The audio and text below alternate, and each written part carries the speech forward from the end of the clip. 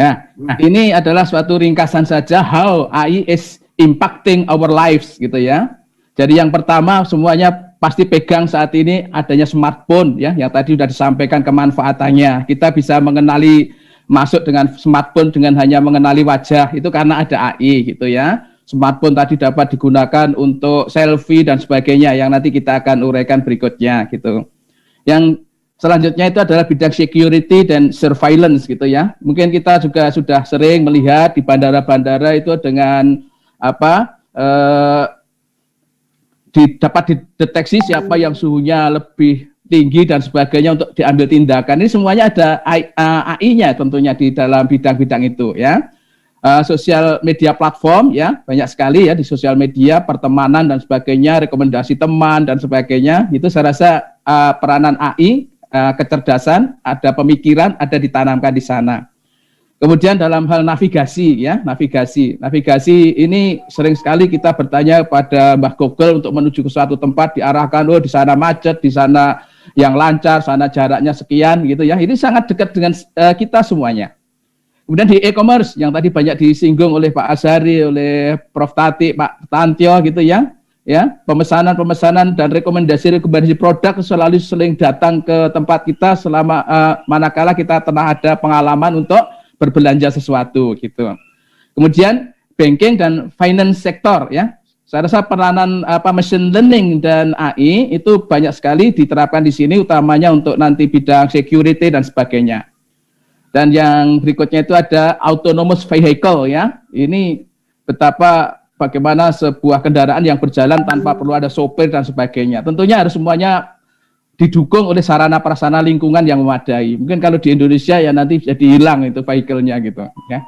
Dan yang juga sangat berkembang sekarang adalah smart home ya. Jadi pengendalian rumah itu bisa secara sistem ya, kapan harus mematikan lampu, kapan menghidupkan lampu, bagaimana harus memasuki rumah ya cukup dengan suara dan seterusnya ya. Ini bidang-bidang yang sudah cukup dekat dengan kita. Nah, yang selanjutnya coba kita telisik lagi ya untuk lebih dekat beberapa saja gitu ya. Silahkan selanjutnya. Ya, dalam kehidupan sehari-hari kita kenal dengan asisten virtual ya, yang di sana bisa mencatat segala informasi apa yang dibutuhkan untuk kita acara kita sehari-hari, mencatat nanti harus ada rapat dan sebagainya gitu ya. Ya, misalnya ada Google Assistant, Alexa, Siri atau Bixby ya, itu sudah sangat populer di tengah-tengah kita. Tentunya peranan AI sangat besar di sana gitu.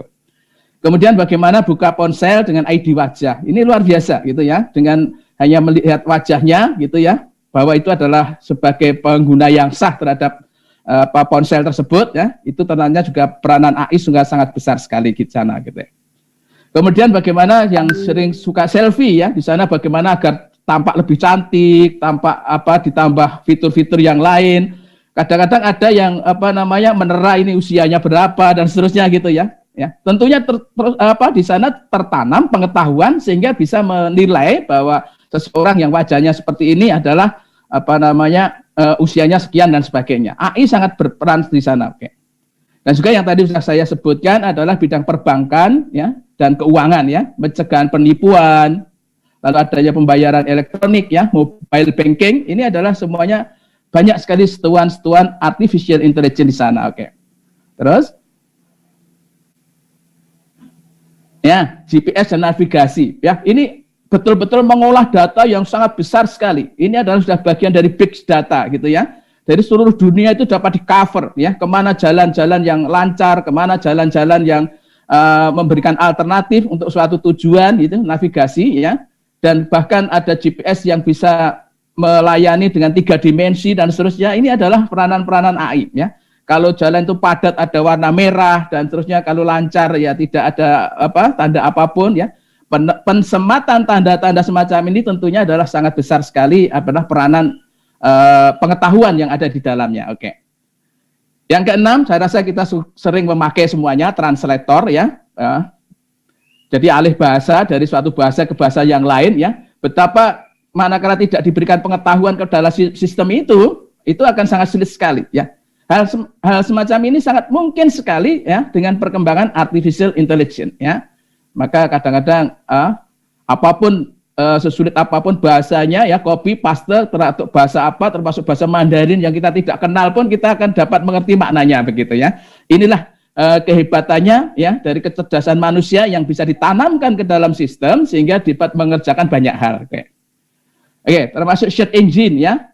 Jadi AI ini terletak pada sistem dalam mempelajari kebiasaan para penggunanya tadi ya. Sering yang mencari apa gitu sehingga nanti dapat rekomendasikan bahwa bacaan-bacaan selanjutnya apa begitu ya. Mungkin bapak-bapak, ibu-ibu sering menggunakan itu yang akademika itu ya, karena sering membuka tentang topik tertentu, maka selalu diberikan tawaran-tawaran untuk membaca literatur yang terkait dengan itu. Oke. Dan yang sudah banyak dibicarakan tadi adalah tentang belanja online begitu ya, itu sehari-hari. Oke, next yang terakhir. Nah, ini di bidang kesehatan juga banyak sekali ya AI-nya di sana ya. Kita bagi menjadi dua, AI di bidang application, aplikasinya bisa misalkan tentang monitoring pasien, tentang supporting population, health management, tentang guiding surgical ya, care ya, predicting health ya, trajectories gitu ya. Lah yang juga banyak ini termasuk saya juga tertarik untuk penelitian adalah recommending ya, treatment ya. Ini adalah bidang-bidang kesehatan. Oke. Ataupun di bidang administrasi kesehatannya saja gitu ya. Ada automating laboratories tasks gitu ya. Ada recording digital clinical notes gitu ya. Optimization ya, operasional ya, proses dan seterusnya begitu. Jadi Bapak-bapak, Ibu-ibu yang saya hormati ya, gambar di bawah itu sekedar contoh saja, itu adalah alat yang kita sebut dengan Instant Heart Rate Pro ya.